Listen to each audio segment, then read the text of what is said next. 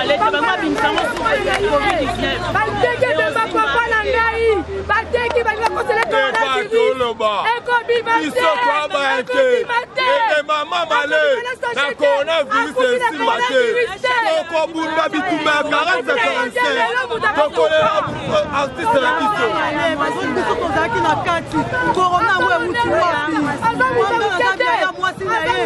Tozali na mosekete ngai ya manzuzi. Atike biso grâce à mwana mukie. Papa, mama la kokota awa lelo.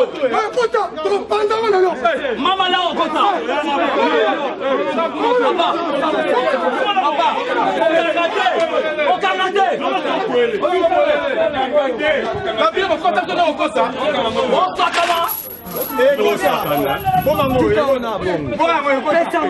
sikoyo oyo yawe zani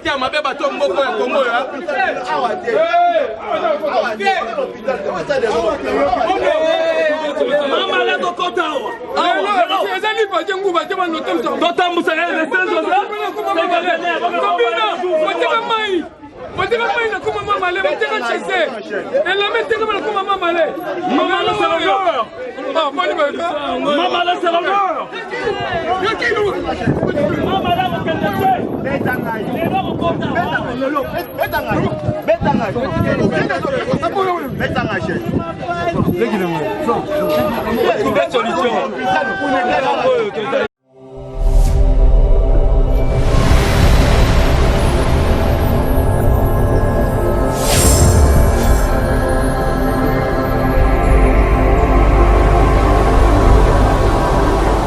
bonsoir chers internautes partout dans le monde. Bonsoir Nabiso na émission qui toko tolo belayango émission oyo pesa rabino toujours d'actualité émission oyo ça la bino analyse malonga lelo nazana esengo ya ko présenter bino sur émission oyo par rapport à l'actualité belezo le kanaka tamboka nabiso oyebi bino moko toti ko bungsa un grand joueur ya mboka nabiso monde sportif nous sommes en day na kombo ya Emeka Mamale Esanga autrement dit Zorino pour les intimes atika biso il y a de cela quelques jours passés mawape pasi corona ye ezaki na morgue ya hôpital ya Saint-Joseph comité sportif basenga balongola corps kuna baya nango na morgue ya cinquantenaire mais comme na morgue ya cinquantenaire c'était hier passé na biso bagarre leki kuna dans ba cher internaute bokolanda ngo bino moko sans commentaire ezalaki bongo na caméra ya ndeko na biso Christian Soumel azaki sur place lelo to robeta sous le solo il y a le 30 juin, fête de l'indépendance, 60 ans après, est-ce que va fêter qui a solo? Bon, talon kana émission, puisque va te belé bazo déplorer, monsieur baza payé, les fonctionnaires baza na kanda, makame belé belé na katambo na biso. La force tekal chaîne oyo kitoko pesa bino actualité, naza vraiment na SNO, na caméra mutasini monsieur image kitoko pe Dr Love, ngana bien ke bongo My Food, My Food de Dr Love. Mobali kolo mwasi mobali kolo mwasi Dr Love émission ça la plaisir na ba téléspectateurs nyonso to balinga kabongo la force TKL ba téléspectateurs balinga kabongo émission to lobela yango oyo ezala kabongo na bopeseli basango na kombo ya mwana mayele mwana kitoko Christian Tiku autrement dit anti-choc de na zana sengo na plateau na ngai na yeko landa bongo ngala bien ke homme intelligent tonton Issa papa Issa bato balinga ngai ba bengi na ndenge na Tony to landie na résidence privée naie pour to attendre mikoto sala ba analyse par rapport et pas amour quoi ba sportif ya katamboka na biso yango na sana esengo ndé bonjour monsieur Tony Issa. Bonjour monsieur Christian Sikou, le grand présentateur de l'émission Force TKL de m'avoir reçu sur ce plateau. D'emblée n'a qui n'a présenté mes sincères condoléances à la famille biologique qui a Emeka Mamale na toute la grande famille sportive à Mboka Congo. En tout cas, je suis très content d'être là à ce niveau pour développer les deux sujets très importants en Mboka Nabiso pour la disparition à Emeka Mamale, na 60 ans d'indépendance. Qu'est-ce que nous avons fait? Est-ce que nous avons reculé? Est-ce que nous avons avancé? Nous avons stagné ici à Moko pour développer tout au long de la mission Nabiso. Merci beaucoup. Merci Tony Issa, je pense que les téléspectateurs surtout partout dans le monde bonsoir Nabiso émission le loko ça la plaisir na batu oyo surtout balinga mboka Nabiso Congo o ayebi place avant na congolais makambo oyo Italie puisque makambo Italie ezo kipete yango na to lobela yango to ye kolanda Tony Issa na parler na ye pour tendre micro Nabiso to yoka ba vérité par rapport à la disparition il y a grand joueur o apesa biso besengo o ya latisa biso bilamba a laisser biso ba crème na kombo ya Emeka Mamale ba sandal to lata Mamale donc à sala exploit ya ndenge na ndenge venga dio sa yembaye bateki mamale mais lelo mamale ça fait quelques jours passés atikaki biso pasi pe mawa yo ya pasi toloba nini pour la fédération congolaise tango yo yokaki sango ya mwana mboka grand joueur mamale et ça qui on ndengeni papa Tony. Bon, en fait, en tant que sportif, il fait que la disparition brutale, il y a un de nos dignes fils Yamboka, comme Naito Koloba tantôt. Moi, d'ailleurs, ça me fait très écœureux, très mal à l'aise. Dans le monde, la presse occidentale, elle va valoriser les talents, les joueurs, les quand même un temps éditorial, peut-être 1 heure de temps pour nous ça, là-bas, éloge, il y a des talents. Mais nous, aujourd'hui, moi j'ai toujours dit que Mama allait à côté de la Caredas, le football congolais. Aujourd'hui, quand nous citons Lendaï Moutoumbi, la buteur Yakan, tant que cité Bakakoko, mais il faut autant rappeler Mama parce qu'il a eu à un certain moment, il faut valoriser le football na biso congolaise. Parce qu'il a un plus na Cannes 98, na Burkina Faso, na Ouagadougou. Place toujours à 3e place à l'époque. Il évolue dans Saint-Léopold, Marc Mongongo, Pakisombe. Donc toutes ces générations-là, Reva Bissot, parce qu'on était encore de jeunes là, à l'époque là. Donc, sur Dogué, parce qu'on valorisait le football à Bissot. Mais subitement, tu dois honorer la place naïe. Parce que nous, à ce niveau, nous voulons honorer les gens lorsqu'il y a la disparition. Mais pendant l'air vivant, tu vas honorer Bangoté. Mais total aura plus le côté négatif et l'autre place côté positif. Nayango, moi j'ai toujours été très mécontent par rapport à la manière dont nous gérons nos leaders, nos fils, nos d'une fils, ça la valeur na biso le football. Donc c'est un peu ça. Donc Liwanaï est affecté le monde sportif d'une manière particulière, d'une manière générale, tous les peuples congolais, que ce soit Nambo, Napoto, que ce soit Nakin Awa. En tout cas, nous avons été très touchés par la disparition brutale il y a Mwanamboka et Mekamamale. Nous sommes touchés Nengeleki et le Papa Tony Issa, c'est-à-dire Mamale a sali esprit belé na mboka na biso. Mamale a tekisa Varese pour la première fois joueur a tekisa Varese na kata Kinshasa. Mamale a tekisa Varese, Mamale a tekisa batu bilamba, ba chasser ba koma Mamale. Mamale a la tête ba sandal ba koma Mamale mais le Mamale a tiki biso to be quand même que moi moké ko solo là par rapport à parcours na e. Tant yo ibaka Mamale. Tant yo ibaka Mamale déjà à l'époque puisque il posa parmi ba anciens supporters oyo ba lingara bon équipe de SNP hein. Tant yo ibaka Mamale. Tant on dit comment Mamale a outi imana à équipe nationale à sali exploit ya ndenge na ndenge parcours na e za ndenge nini. En fait moi tant que je ne cache pas moi je suis un man du sang.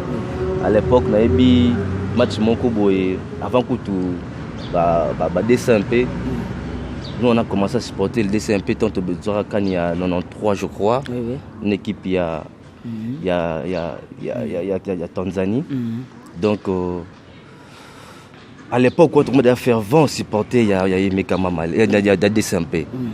Tant que on a na DCMP 98. Avec une Kaiser Chiefs. Kaiser Chiefs faisait équipe de l'Afrique du Sud. C'est pas une équipe Oyo. À l'époque, notre mbongo, budget. Autant que ma zembeti à l'époque. Donc Kaiser Chiefs est là qui voilà. Après avoir quitté DCMP Kaiser Chiefs, Kaiser Chiefs est en Belgique. Il a joué en Belgique, dans Charleroi. Il a joué en Belgique. Donc, malgré la carrière, il y a une équipe à Mindel parce que là, il y a plusieurs méthodologies pour que tu sois un peu au sein de la carrière. Mais du moins, il a joué dans Kaiser Chiefs, en Afrique du Sud. Il a joué dans Charleroi, dans Belgique. Il a éclaté Mingi, quand on a éclaté Mingi en 98. Place aujourd'hui, 3e place. Surtout, pas chaper ça. Après ça, mon fiche à 4 buts. Donc, dribble néon, il y a un certain nombre des internautes ont tweeté par rapport à la capacité à faire des choses, à dribbler, pour vous dire que c'était pas un petit, c'était un grand joueur. Mamale Meka, Mamale et Sanga, Zorino pour les intimes de la Bengagaye, mais de son vivant, tant qu'on était l'équipe nationale, je me souviens à l'époque où on était qui coach Namso Watunda, paix à son âme. Mais Babi Mamale Moutou a mis les équivoques qui a bon mouké, balé mouké. C'est ça que c'est souvenir dans le. Je me souviens en 98, tant toujours qui 3e place, ils se sont retrouvés dans Katia, je sais pas, hôtel, dans Katia vestiaire. J'ai toujours cette image dans mon tour, maman allait en petite culotte, où ils ont réclamé que non. Pour libérer Bisoto Kende, tout le monde a Kende. Or déjà ils ont des sollicitations équipe à Libanda. Donc à mon avis à quitter sur na Ouagadougou à quitter na Kin et simba donc faut pas sila na Garawana sur place. Donc yango Bisoto komaka slogan malé mbongo muke bale muke mbongo belé bale belé. Donc ayaka déjà un esprit on a déjà ya mbongo. Yango na peut-être carrière n'a pas mon un peu poussé par rapport à ça les succès na tamuké et tout mais dis-moi a évolué par rapport à la discipline mususu. Ça c'est un des côtés négatifs il y a Imekama Malé. Donc à réclamer on a 100 fois parlé il peut réclamer quelque chose peut-être sans pour autant passer dans la procédure. Je passe pas à l'époque avec capitaine je crois il y a Moukania. Il y a Jean-Claude Moukania récemment je l'ai vu dans le staff technique il y a Léopard. Donc pour vous dire que il a été remarqué sans fois parler s'il faut réclamer quelque chose je lui réclame sans pour autant passer dans la procédure. Mais du moins certes slogan Oyombo Muke Bale Muke, les gens ont capitalisé sur na propos ya Emekama Malé Sanga paix à son âme. Paix à son âme, merci cette émission je fasse ça la plaisir na ba téléspectateurs nous balina émission to lo beleyango mingi na Bristaline Mwamba mwana Suisse Tongo mingi na Fondation Christo Motema Judith La Rose émission ça la plaisir na Dr Love émission ça la plaisir na Aline Ekofo émission ça la plaisir baza ebele wana émission ça la plaisir na nani Suboy hein Zozo Luanda yaya na parti Luanda na Blandine Luanda na 4 États-Unis émission ça la plaisir na Fallon Moussassa na Ornella Moussassa bientôt anniversaire ya Plamedi joyeux anniversaire déjà na zopesa ça dit je pense que vous avez une photo wana ya Plamedi ya Plimerdi joyeux anniversaire déjà na peso déjà mbotema ila mo bébé na biso mais c'est Tony ça ce qu'on a limité les kana moi vidéo oyo totala ndenge ngana biango ba ventir oyo les gars qui lobby corps ya mama les aki na Saint-Joseph comité sportif ba sengaki fédération congolaise ba sengi bazwa corps et qui était la cinquantenaire mais na 4 morgue tu se retrouver na 3 corbières na 4 morgue tu es na corps na 4 cinquantenaire bagarre bimi tu éviter ba Jean hôpital la cinquantenaire ba boy corps ekota TV za radio te ndenge na loba bino mingi totano to ke na cinquantenaire donc wana eza idée bien que ba longola moto boy mbala moko il faut ba China Valère na ye oya mboka oya musalo ya sa équipe nationale il faut ba memaye te na cinquantenaire bon total la journée to kokunda ile kwa ba ce programme yo zali 15 ans d'équipe nationale donc ça vraiment doyen 15 ans d'équipe nationale et ça sakate mais maman laisse qu'on a quatre équipe nationale ba traita qui est de d'impoli ba traita qui est de muto à lobambo muke bale muke est ce la réaction des aki normal volonté mingi mama kama bale po ngam tuna yamba ba équipe nationale lenga na yambi ba équipe nationale ba yaki na chamukulu ba saki ba petit mboko ya respect makase po nga doyen na zalaki mama lenga mtuna ko encadrer na chamukulu place on a sali place ba wazali mama leto zoko fana naye ensemble mais makambo ya moi mike to yo kango wana lero yo ngana session équipe nationale te na moment où ngana sali 15 ans équipe nationale na ba mama lele ba ye en tout cas mama kamwa na ngana yo kango na sima o asateti o azaki bo na lero na be ya ko mangene ti moi doyen azaki na moi parole ko loba port ndenge ya zo mona ba konzi bazo sala yango na ezalaki ke ako un peu moins des autres qui y a eu mon côté n'a pas connu n'a pas joué de l'équipe ça qui sont mon tout pensa ko landela des équipes ndenge biso zalaki ba vieux mutubile bazali ba vieux le combo bazaki toujours respecter mon zo respecter mais ça qui revendication to impolitesse avant de revendiquer ba droit na yo bien ça qui impolitesse ça qui droit na ye wana solo ba ba to ba impoli mais ça qui droit na ye bozo pesa imbongo etangamite azo sepelate et ça ngaki ba zo boye azu boye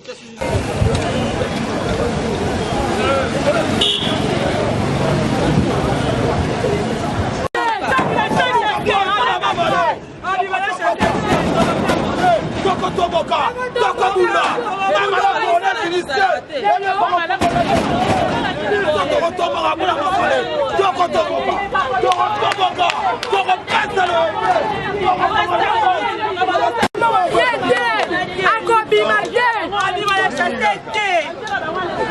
Maman Malé.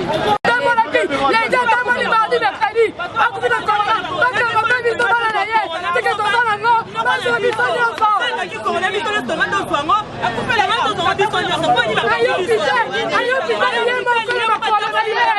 Et le conseil, on va bison et là. On va bison.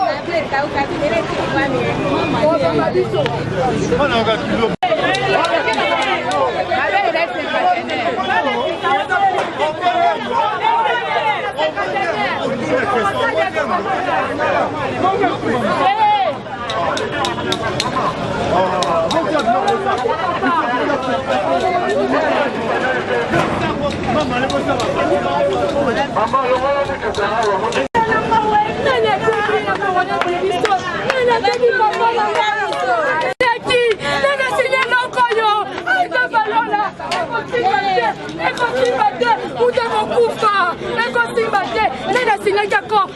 Coronavirus, muto alaki mbongo akosanza ngo biso tolemo la coronavirus te toliango te papa biso kufuna coronavirus te tozala baresista nyonso tozala baresista ekosimba te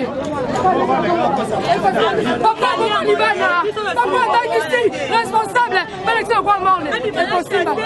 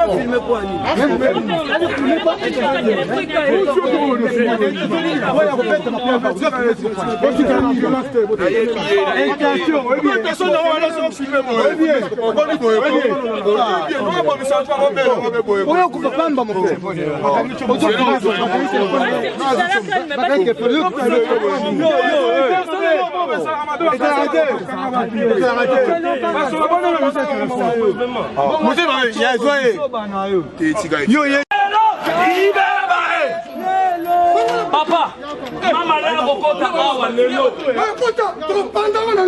Maman là au kota.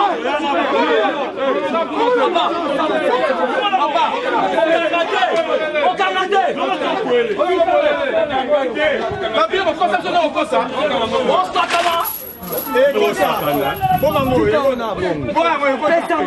Sikoyo oyo yawe sana.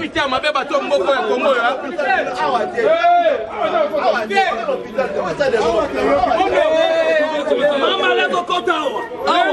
Ezali pa jengu ba tema no temso. Dota musale restenzo za. Kobina, mai. Boteka mai na kuma mama le, boteka chese. Elle met teka na kuma mama le. Mama la serveur. Ah, moni ba ka. Mama la serveur. Mama la kokota. Betanga. Lelo kokota. Betanga. Betanga. Betanga che. Lekile mo. Non. Solution.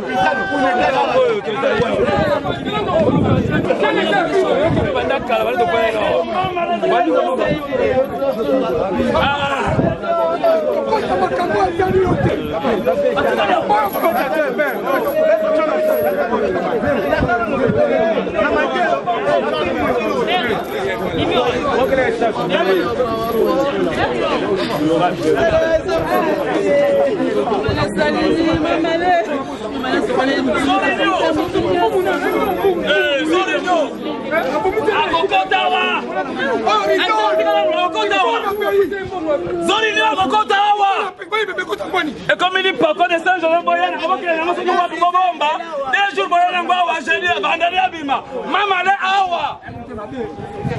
À combien de crochet centre pour le déterminer mon pêche à Kotawa?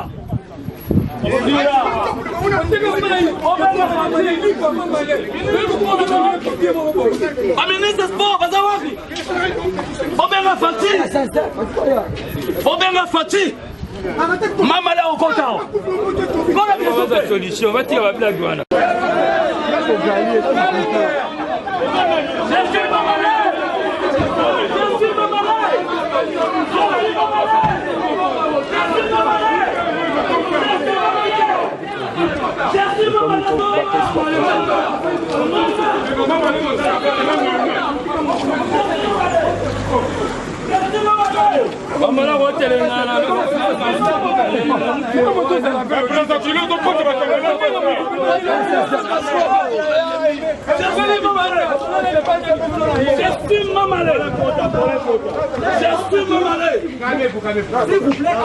Merci, mais j'estime Mamalé.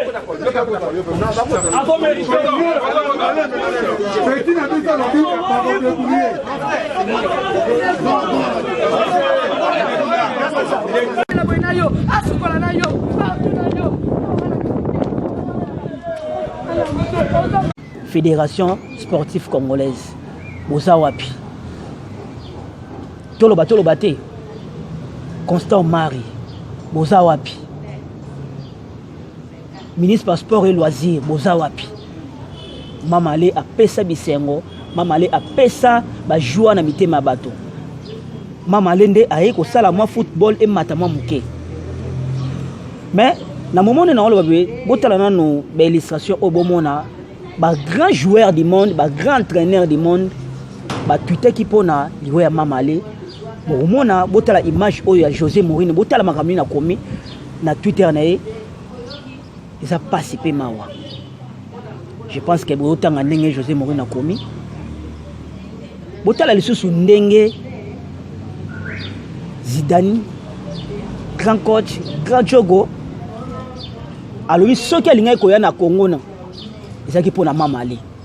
Botala na ba image wana ndenge Zidane na Twitter na kati ya Twitter na ye. Merci Tony Issa nazongi suna yo mais Tony Issa communauté quelque part ceux qui mbongo moké balé moké et ça a été mais le ba joueur ba kufa ba pauvre pour Mamalende ayaki na kivoka à l'époque ba joueur na bisu bile bando beta bala succès hein ba ba matière à l'art mais tant meka a pesi aspect wana ndomoni lo batumsu ba bimi est-ce que ils a vrai ou faux? Non, Christian Sekou, le grand journaliste, moi je vais vous dire que procédure normalement c'est avec raison parce qu'à l'époque les joueurs jouaient plus pour la popularité, mais football est le comme un business. Football comme un business dans le sens que et bien awa na époque oyo ils ont Mazembe. Mazembe a révolutionné bal na biso. Mais à partir au départ parce qu'à l'époque il y avait un peu de cacophonie. Des cacophones dans la gestion du football congolaise. Au moins à l'époque on parle de mécènes. C'est-à-dire le gouvernement n'investit pas dans le football congolais. La FECOFA soit à subvention à niveau de FIFA et CAF. Bon, on place qu'il y a une gestion et alors ce qui se passe maintenant, on a pour les clubs base à subventionner et comme on a difficulté, il y a un joueur à l'époque on a bêta balle il y a Piaka, il y a Nzala. Donc on a bêta balle parce que Mbongo est athée et comme mécène au moins on a je le salue en passant c'était mon longoy. À l'époque, je me souviens, il a investi son argent pour loger les léopards dans le sud de la France. Il va loger Bango. Donc un mécène, pas le gouvernement, pas la FECOFA, mais un mécène à Timbo Monanger. Parce qu'il n'y avait pas l'argent, parce que gestion, il y a pas qui quitte au côté. Alors, quand il y a eu un moment que Mazembe rejoint, Moïse Katumbi, le président Moïse Katumbi rejoint Mazembe, il a essayé un peu de canaliser les choses. Quand il a essayé de canaliser, alors d'autres équipes ont emboîté les pas. Il y a un moment ma vie est structurée, développement structuré, donc c'est conformé dans le calendrier à FIFA, même en cadre de transfert, même en cadre de contrat de joueur professionnel. Il faut se conformer. À l'époque, il a fait les succès, mais la gestion de FECOFA n'était pas rigoureuse. C'était si au moins il y a Pamba. Prenons l'exemple.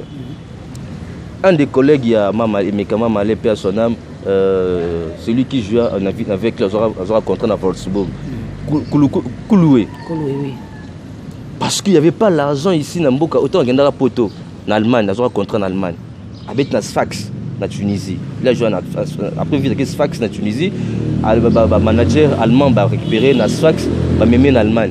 Tant qu'en Allemagne, il y a un Mbongo a joué et PC Liboma. Atikibale. Ça dit quoi? La gestion ya biso sur le plan psychologique ya joueur a ezalakate. Yango moi mtu kwa mama le abeti bale na ye ya ebele angipe récompense na niveau taille na ye. Amoi pas elo rezate. Certes, il a droit de se fâcher en silica, mais dis-moi je parle des canals. Ce n'est pas ils ont pas conseil auto groupe ça. Moi j'ai une bonne mémoire ya votre grand frère Kablo Mona Kabolo. Je me suis dit que na télé. Vous déplorez le comportement de Emeka Mamale. Vous déplorez le comportement de Poutumabi. Mais c'est vous qui avez commencé ces histoires. Il y a réclamé Bambongo à l'époque. Donc ce sont des choses qui ne datent pas d'aujourd'hui. Mais dis-moi maintenant là, tu comprends que Emeka Mamale a coupé sa maman Maëlle. Le football c'est le business. Quand tu joues, il faut que vous bénéficiez de la qualité, de la compétence. Voilà un peu d'une manière brève ce que je pourrais dire par rapport pour nos autres questions comme autant. Merci Tony Issa. Je pense que les téléspectateurs nous sont Nabiso. Ils ont analyse par rapport à grand joueur, il y a Mboka Nabiso, il y a Emeka Mamale et Sanga, Zorine pour les intimes. Atika Kibiso, il y a un autre préféré, le loto qui tape, il y a Monko Ozaki parmi anciens supporters, il y a Darin Club Motemba Pembe, il y a Iba Kimama Parcours, il y a Mamale, il y a un truc hollandais, la résidence, mais c'est Tony Issa. Tout ça continue Malé, mais je pense que cette émission va faire plaisir à tous les téléspectateurs, Bozola Nabiso, dans le moment où partout dans le monde, place Rosali.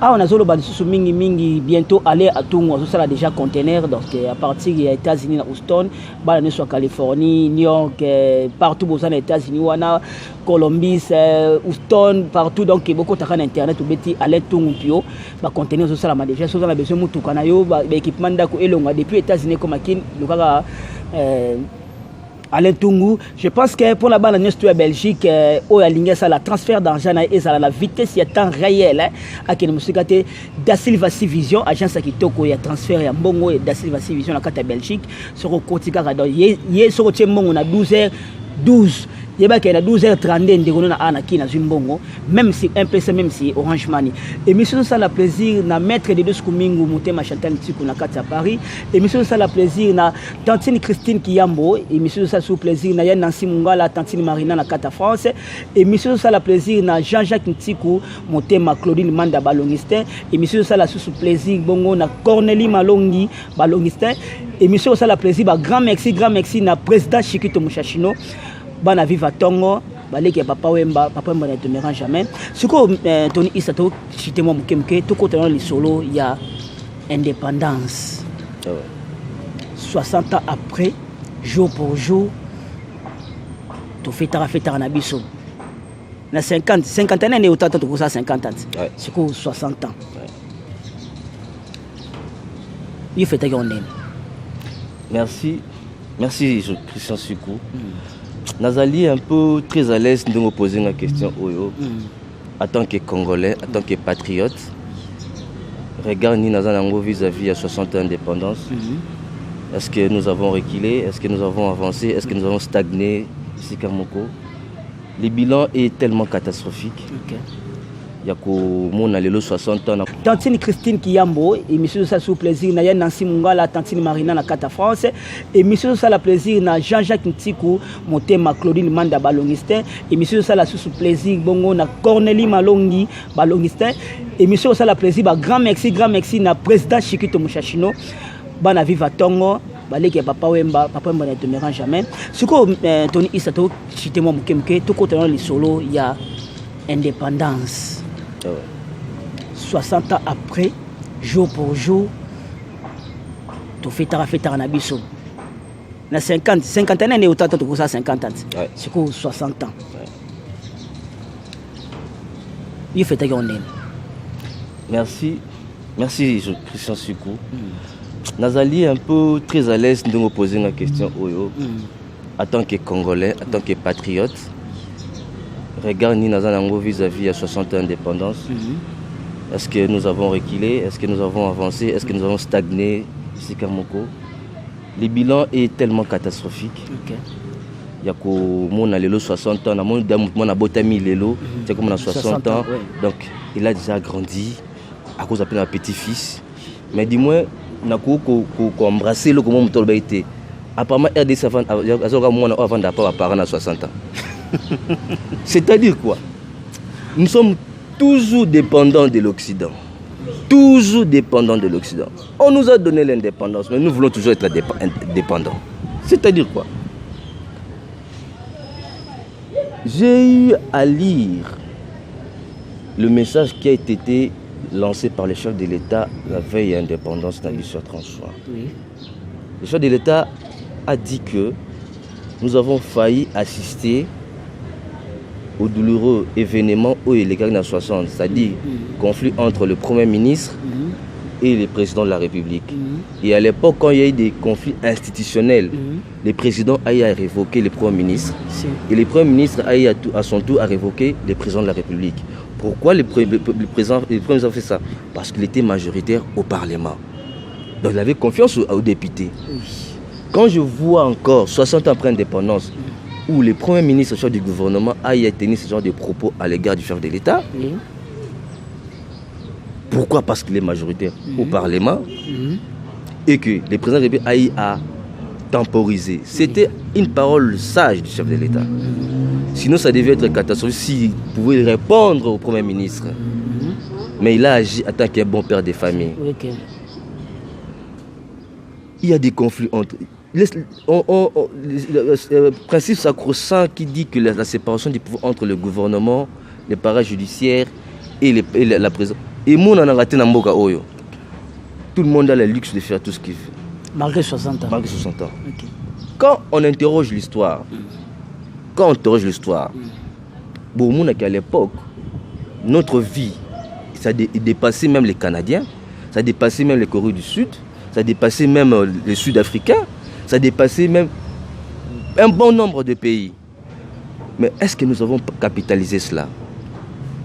Est-ce que nous avons capitalisé? Les Congolais vont se retrouver le Guyane, Tahiti, vont se retrouver par-ci, par-là, parce que Nzala. Nzala. On n'a rien capitalisé de ce qui nous a été légué par nos pères de l'indépendance. On ne nous a rien capitalisé. Les Oyo.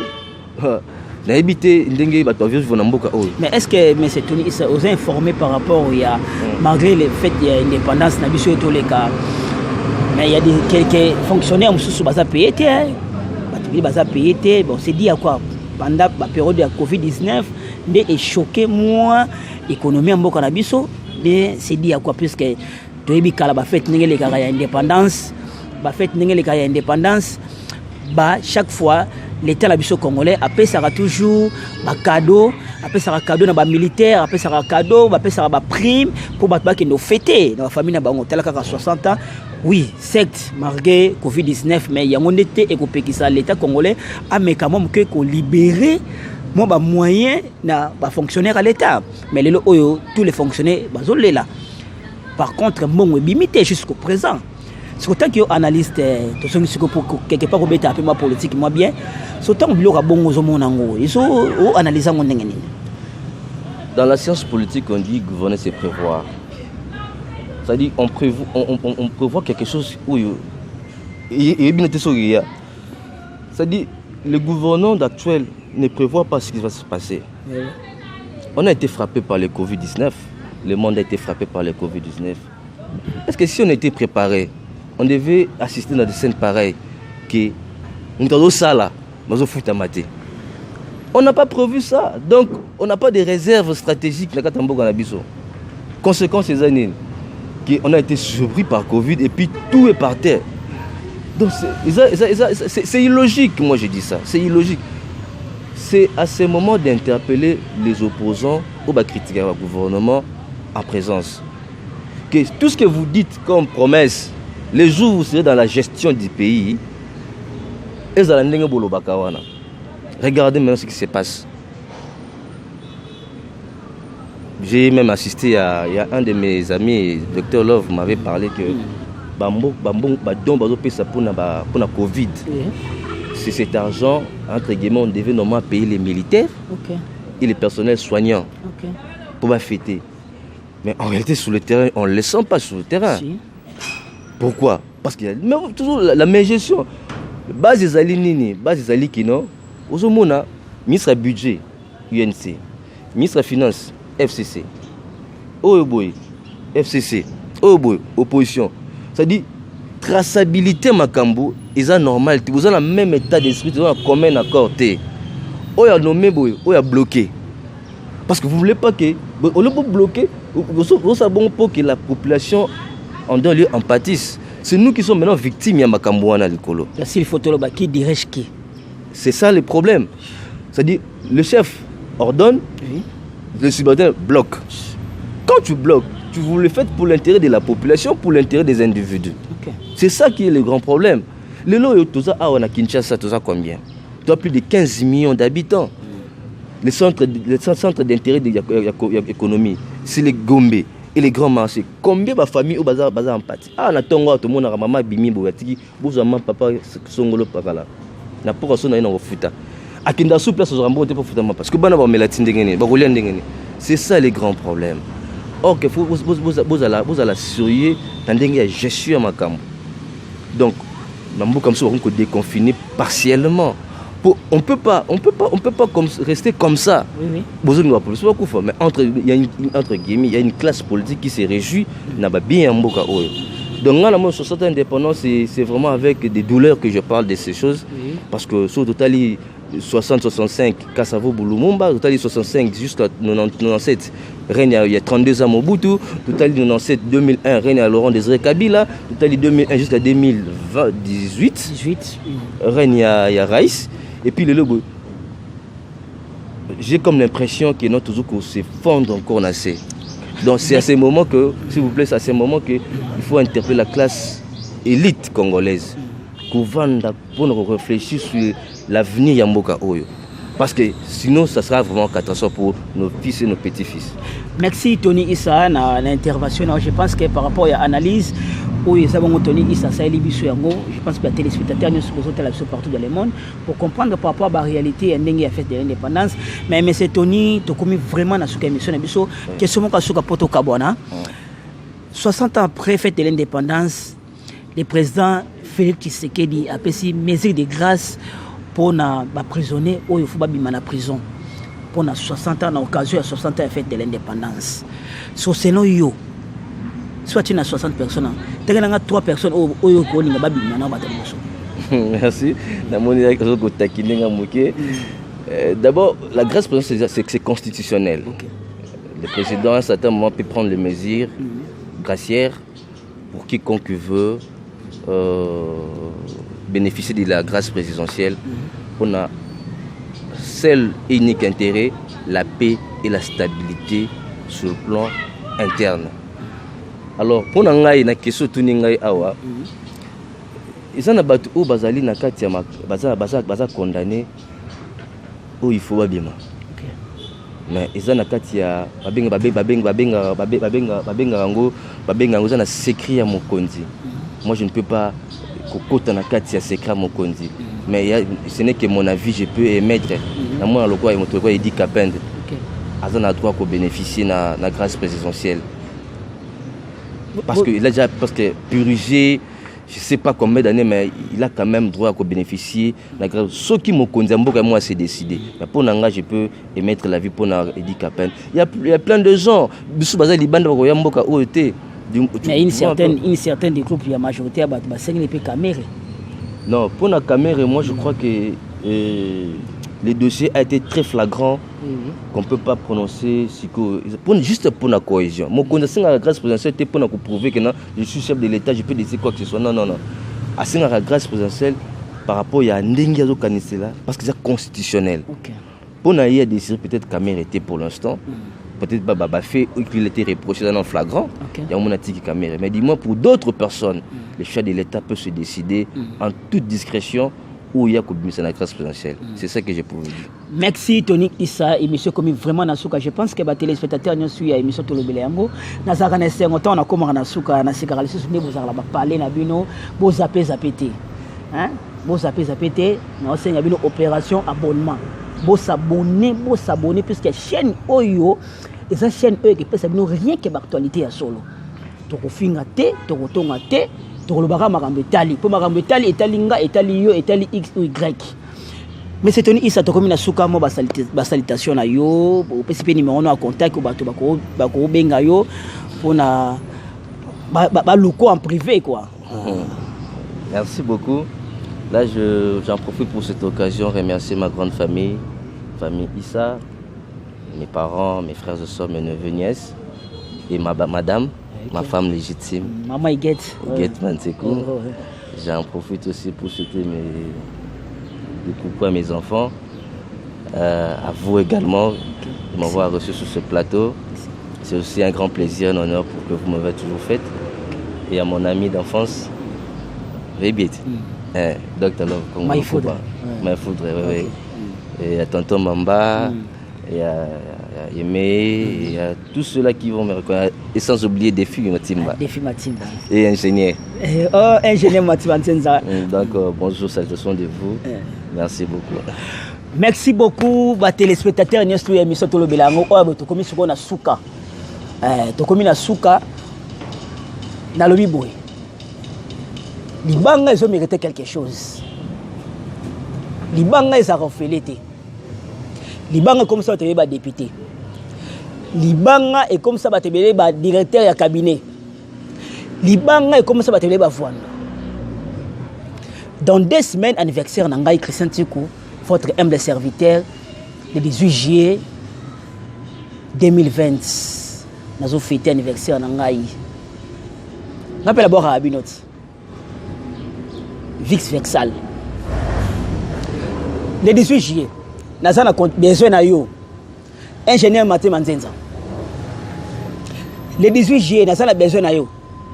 Défi Matimba les Pakebo. Le 18 juillet, nous avons besoin de yo. Evelyne Maman Soin. Quand le 18 juillet, nous avons besoin de yo. Winibu Kasabe KS, mon akina propre. Mon amoulouba tongo. Le 18 juillet, nous avons besoin de yo. Zozo Luanda, Pati Luanda, Blandine Luanda. Le 18 juillet, on a besoin de Aline Kofo. Le 18 juillet, c'est mon anniversaire. Le 18 juillet, on a besoin de Fallon Moussassa, Ornella Moussassa. Il faut réagir. Les banques ne seront pas battues. Le 18 juillet, on a besoin de John Kianda. Le 18 juillet, on a besoin de Olivier Singalembi, il faut réagir. Le 18 juillet, on a besoin de Jimmy Sita Cosmopolis, mon ami privé. Le 18 juillet, on a besoin de Souki Sana Katabino en globe. Mamundaya et Mendaya, Mama Bota Christian Sikou, il faut réagir à haut niveau. Et M. Komina Souka, en tout cas, na pesi bino ba merci ba tous positeur ko landa biso soki to finga ki soki to lobi mabe soki to blessé bino bokomela biso bosala ba commentaire na bino soki ba critique ya li bosala yango o eza émission na bino tolobele yango to betaka makambo etali to ba rien que la vérité. Merci les sous bongo na bokasi soki image web maki kitoko mingi na bokasi ya docteur lova motema ya mobali kolo mwasi ana loba suni nite chikicha cha cha